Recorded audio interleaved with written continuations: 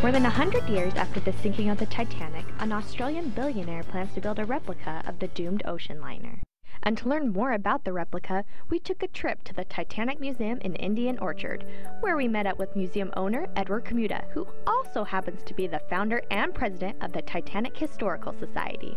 You were actually invited to the unveiling of, what are they calling it, the Titanic II? Titanic II. So tell us a little bit about what you saw there and what people can expect from this replica ship.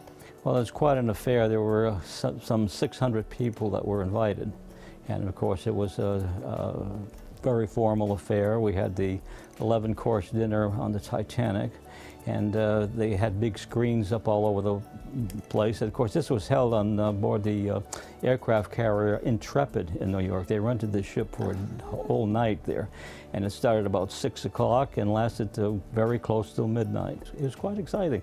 At the event, Kamuda and other guests were given a brochure on the interior details of the Titanic II.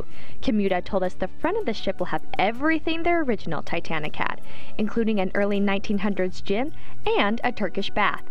But if you stay in that part of the ship, don't plan on having air conditioning or modern-day clothes. For those that want to enjoy the 1912 era, and they'll have costumes in their room, the clothes that were worn in 1912. You'll get your wish to go back to 1912 and be on the Titanic. I don't think they're going to launch anybody in lifeboats, though. Although the Titanic II will be built very similar to the original, it will follow modern-day regulations, such as enough lifeboats for everyone, lifeboat drills, and radars that will be able to see if there are any icebergs in the way. And below the waterline is going to be quite different from Titanic. But if people look out one day in New York Harbor and they see this 4-funnel ship coming in, they're going to say, hey, that's the Titanic, but it's Titanic II. Even though Kamuda was invited to the Titanic II announcement party, he doesn't think he'll be getting on the ship anytime soon. Over 40,000 people have already applied to set sail on the maiden voyage, and other people are paying $1 million for first-class cabins.